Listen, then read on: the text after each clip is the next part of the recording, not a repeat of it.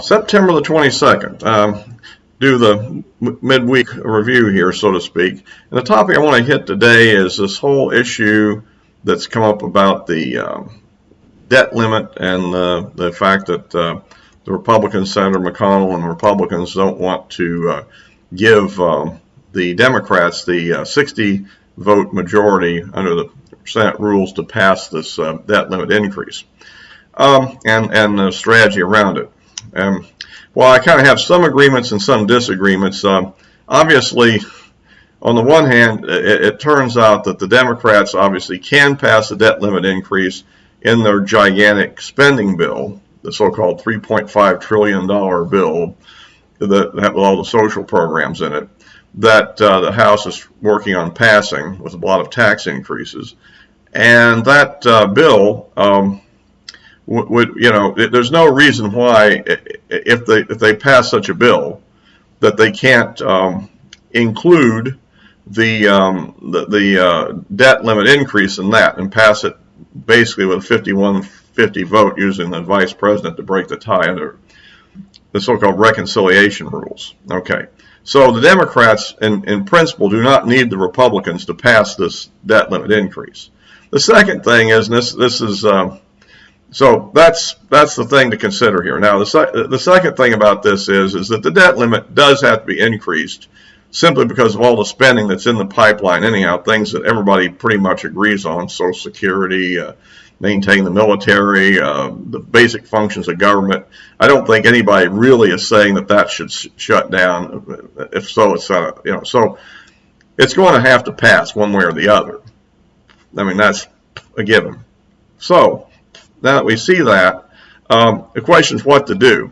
And the only thing that always bothers me about the Republicans is they always seem to put themselves in a difficult political thing. I mean, it's almost like they're saying, well, we're not passing it because you aren't including us in your program, and therefore we're just going to be obstinate and try to take our toys and go home and all that sort of thing.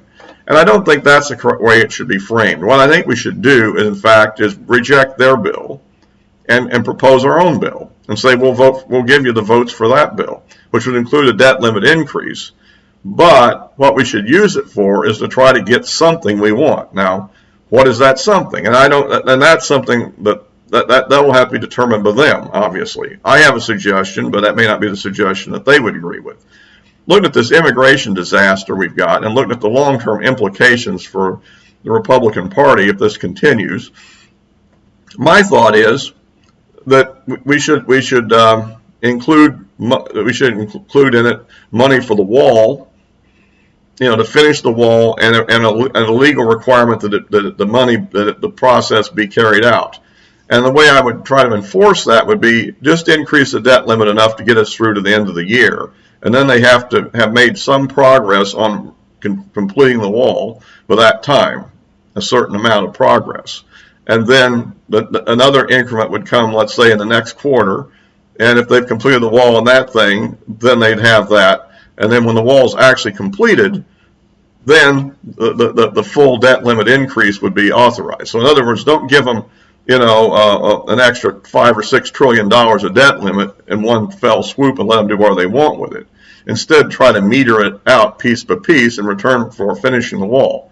We also might go ahead and agree to include money for the Afghanistan refugee resettlement, but caveat is no green cards to the people who aren't special immigrant visa type eligible people, the people that interpreters and other people that worked for us during the war in Afghanistan. The other people that sort of managed to crash the line and get on the airplane even though they had no right to be on it, those people at best should be just given a work permit like any other person allowed to stay in the country. And then they should have to work their way through the process. The idea of giving them all green cards is ridiculous. The SIV people, yes. The other people, no. All right?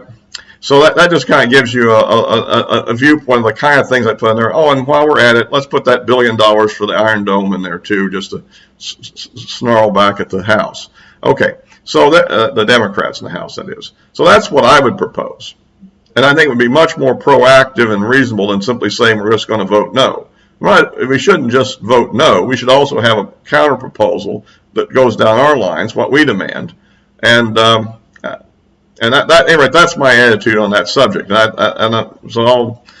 Anyway. And like I said, if you like these videos, please give me a like if you're on have an account. Otherwise, you can subscribe and follow me here, because I continue to put these out at least about 2 a week usually. So anyway, that kind of gives my attitude on the subject and why I think we're not getting the most political bang for the buck, so to speak, out of this. The other thing that does worry me a little bit is that if you do force them to do it through the reconciliation process, that might put more pressure on the moderate Democrats to actually vote for the whole reconciliation process, if you see my point. And that's not necessarily the best thing, you know. I mean, right now it looks to me like that other than this debt limit issue, we're in pretty good shape to whittle back the damaging effects of that $3.5 trillion bill. It looks like there's a lot of enough no votes on the Senate side that it gets down to maybe a fraction, maybe a third to maybe 40–50% of it. So that cuts it back quite a bit. And the other thing that's really good is the parliamentarian has ruled that the 8 million immigrant path to citizenship deal, the amnesty, has been ruled as inappropriate for the reconciliation process. So that's a major win right there. And that's what I've been saying all along in this, if anybody's been following me through these things. There's a strategy to what I'm advocating. I understand we're in a weak position and we're on the defensive, but we have to use ground gradually, but try to prevent irretrievable victories for the Democrats. I mean, they get 8 million more potential, mostly Democrat voter citizens. That's going to really be a big headache for us hoping to ever win an election. If we can keep them from doing that, then we're in the game. That's the idea. And so that's why I think making the wall is the thing to make a stand on here, not on just, gee, you haven't treated us fairly, so we're a little bit miffed about it. And we shouldn't present ourselves that way, even if that's the real issue. Now, so, anyway, that's my advice to the Senate and to McConnell. So anyway, the other thing I would argue is I understand that President Trump is out there trying to campaign against McConnell or something. A very bad idea. First of all, McConnell, my guess, is in his last term. He's just been reelected. So he'll be in office, presumably, if he's alive, all the way through to January of 2027, excuse me. And so that's several more years. And so he doesn't need anybody's support to stay in office. Now, the question I have is, we shouldn't be talking about removing somebody. We should be talking about who would be better. Can somebody name a senator who would be a better leader? Remember, this person has to get people like Romney and people like Murkowski and people like Collins to vote our way. Remember, one of our people defects messes up just as much as one of the Democrats messes them up. It's a 50-50 deal. And I think that McConnell, for the moment, is the best possible person to herd those cats for the moment. If Trump gets reelected as president and is in office in 2025, we'll see what happens then, and let's see what candidate they have is. But I think spending his time being divisive is not a useful thing for him to do, and he should kind of back away from that kind of stuff. So anyway, that's kind of the way I look at it. We need to find somebody out there that will talk sense for a change and try to be a unifier. That is, to try to get these diverse factions back together. I think some people are irretrievable. I mean, I think Liz Cheney is irretrievable. I think, I think she's gone too far. She's off the reservation. She has to be put out of office. But there are other people that have made the wrong votes who I think are savable, and I think we need every person we can have here. This is not like we're in a situation where we're looking to have some big landslide majority. So this kind of practical politics is essential here. So at any rate, so I don't know. That's sort of the situation that I see at the present time. I mean, we have the immigration situation is simply spinning out of control at the border, And like I said, it's really getting hot here on these spending bills, and we'll have to see how this works out. I suspect eventually they'll come up with some kind of a compromise on the debt limit, and one can hope that, like I said, it would be nice if the big spending bill fails and then the progressives in the House sabotage the bipartisan infrastructure bill in retaliation and the whole thing doesn't happen. That would save us a lot of deficit spending that we really don't need and a lot of tax increases we don't need right now. But I think that's hopeful thinking. More likely is that the bipartisan bill will eventually pass the House and that can be signed into law, and that some kind of reduced version of the big social bill will go through, but something hopefully quite a bit less damaging is probably the best that can be achieved. So, at any rate, on that, otherwise, I think there's a lot of scary things going on in the world right now. I'm looking at this situation in the Middle East as looking to me to be very kind of dangerous at the moment. For instance, Iran is sitting there apparently with 60% enriched uranium. You need to get to above 90, typically 93% for first superpower level enriched uranium, if what I hear, something in that range. And it doesn't take that many more iterations through the centrifuge to get there. They're on the verge of it. When you go from 0.7%, that's 0.7%, up to 60%, you're almost there. So the only thing that's stopping the Iranians at this point from making a nuclear bomb is simply the decision to do so. And in fact, I'm not sure they haven't already done so. They're just not telling anybody yet. But that's up in the air on that one.